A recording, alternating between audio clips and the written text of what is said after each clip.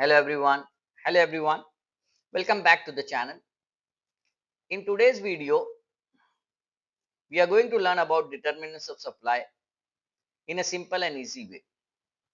If you have ever wondered about what makes businesses supply more or less of a product, this video is exactly for you. Let's get started. Before we talk about determinants, let's quickly understand supply. Supply means the quantity of a product that producers are willing and able to sell at different prices during a given period of time. But supply is not only affected by price. There are several other factors, and these are called determinants of supply. So there are 6 determinants of supply, or these are the 6 factors on which the supply of a commodity depends. So the supply of a commodity depends upon these 6 factors, or these are the 6 determinants of supply. Number 1, price of the product. Number 2, price of factors of production. Number 3, prices of other products. Number 4, technology. Number 5, goals or objectives of the producers. And number 6, future price expectations. Now we will take one by one and understand this with a practical example in a simple and easy way. So the first determinants of supply is the price of the product. As already stated, price determines the supply of a product. When price is high, supply is more and vice versa. Which means when the price is high, supply is more, and when the price is less, the supply is low. Why? Because the producers are encouraged to produce more when the price is high because of high profit margin. So when the price is high, the producers will get more profit. And when they are getting more profit, they will sell more, they will supply more. The producers are doing a business, and the main aim or the goal of a business is to make profit. So when the price is high, the profit is high, and when the profit is high, the supplier will sell more. The supplier will supply more because they want to get more profit. And when the price is less, the profit will be less and the supplier will supply less in the market. So this is the main objective. This is why the price increases, supply also increases, because it increases the profit of the producers. The second one is the second determinants of supply is price of factors of production. Now changes in the price of factors also causes a change in the cost of production, and thereby it brings changes in the supply of the product. So when the cost of factors come down, it reduces the overall cost of production, and as a result, the producers are induced to produce and supply more. What does this mean? What is factors of production? First, we should understand that factors of productions are the things which is needed to manufacture or to produce a product. Say for example, if I am having a business of making a table, so what things I need to make a table? The first factors of production is raw material. So if I am making a table, the first type of factors of production, just take an example. I'm taking an example, the raw material. This is the factors of production, raw material. Raw material means the material which I need to make a product. So say for example, my product is table. I am making a table. This raw material, what is the raw material to make a table? Is wood. So say for example, if I am making a table, I am spending my cost of production is factors of production is $10 I need for the wood. And then what I am doing, this is my Cost of raw material, factors of production. Another, take example, I am giving wages, you give wages or salaries to the workers. I am giving $5 as a wages to the labor or the workers. So $15 is my cost of production. This is my cost. Okay. Then I add my profit. My profit is, say for example, my profit, I add $3. So I add my $3 as a profit. So $18 is my price. I am selling one table for $18. My profit is $3. My cost of making a table is $15. So my cost of making a table is $15. $3 is my profit and price is $18. So 18 minus 15, cost of production, 3 is my profit. Now just pay attention.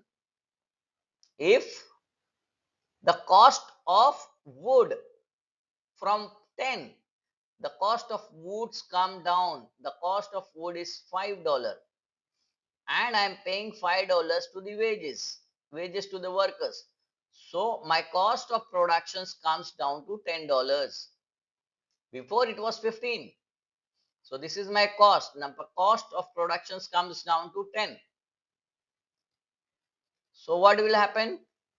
My price remains the same. The price of one table is $18. So how much is my profit? 18 minus 10. My profit increases to $8. See here, it is my profit. So now you see here, what is happening? My cost of production, factors of production like cost of wood was $10, wages was $5, so total cost of production was $15. My price was $18.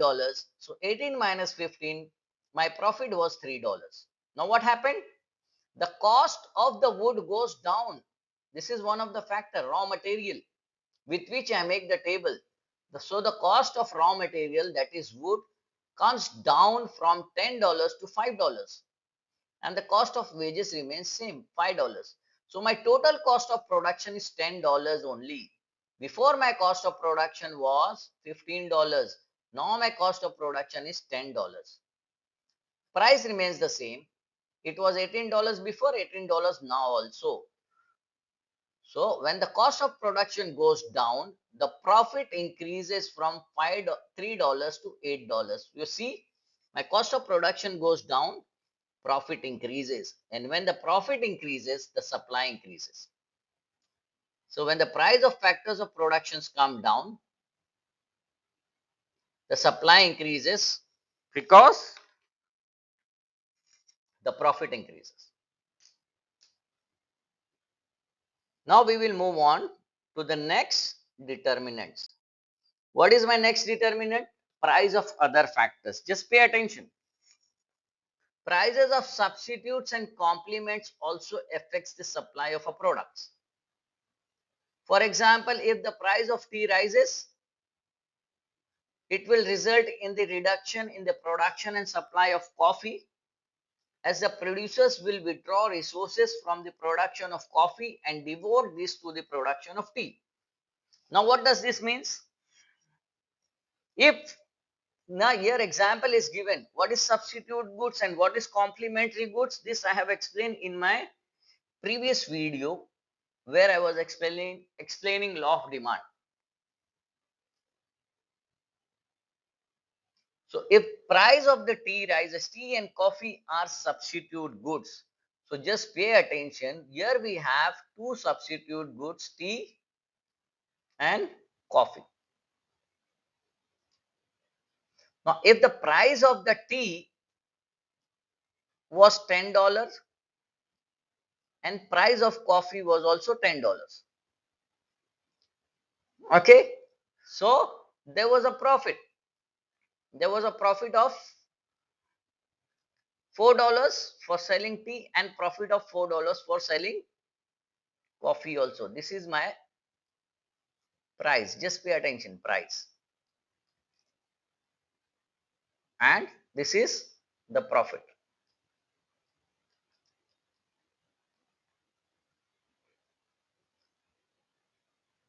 Both $10, profit $4. Now what happened? If the price of tea increases to $20 and the price of coffee remains same, $10. So the profit for coffee, the producer is getting $4 as a profit for selling coffee. And when he is selling tea, he is getting a profit of $14. Just look at here. The price of tea increases from $10 to $20. So the profit for the producers increases from $4 to $14. So by selling tea, the seller or the producer is getting a profit of $14, and by selling coffee, the seller is getting a profit of $4. Which product will the producer will sell? It is the tea, because he is getting more profit.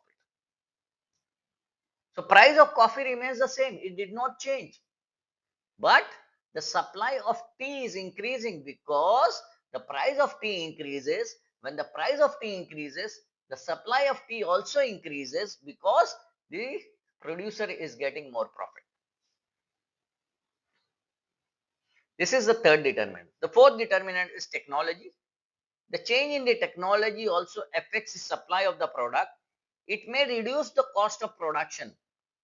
As a result, supply will be more. Remember, we have just discussed in second determinants of supply, cost of production. So when we are using more technology, new technology, what will happen? The cost of production will go down. And when the cost of production is going down, the supply will increase because the profit increases.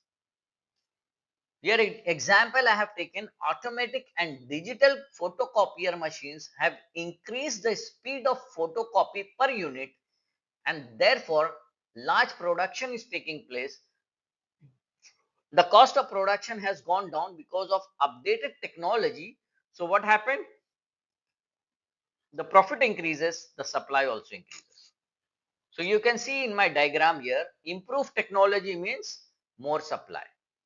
So improved technology leads to increase in supply. Now we will move on to the next determinants, the goals and objectives of the producers. The producers may have many objectives like profit maximizations, sales revenue maximization, goodwill, etc. The amount supply of a commodity is often influenced by the producer's objectives. Just see, look in my image here. Look at my image, goals and objectives. If the focus of the producer is on profit, he will supply more. If the goal of the producer is on profit, so if the profit is the main goal of the producers, he will supply more. And if the focus of the producer is on social goal, means helping the society, he will supply less. So profit focus leads to increased supply. And the last determinants of supply is future price expectation. So if the seller expects the price to rise in the future, they would reduce the supply of a product in the market and hold the commodity to sell in the future. So just pay attention, future price expectation. Here I will give you example. I will give you the example, future price expectation. If the price of the product today, is, say for example, $10, okay, and the producer is getting a profit, of $3. And if the producer expects that in the future, today the price is $10, if in the future the price is going to increase to $15, means it will increase by $5. So what will happen? When the price will increase to 15, the profit will increase to $8. So in the future, if the producer expects that the price will rise, he will not sell the product today. He will keep the product in his warehouse. and after 5 days when the price will increase, he will get more profit, so he will sell and supply after 5 days. So these are the 6 determinants of supply. Supply depends on these factors. If you like this, if you like the video, so please share this video to your friends so that they also get benefited, and don't forget to click on the subscribe button, because when you subscribe to the channel, I will keep on making the different videos related to economics, like what is central bank, what are the functions of central bank, what are the different types of cost, okay, what are the different types of policies of the government. All these things I am going to make, so you will be getting the notification. So don't just like, share and subscribe to the channel. We will be learning and understanding what is equilibrium. Equilibrium we are going to understand in my next video. Equilibrium price and equilibrium quantity, and what exactly we mean by equilibrium.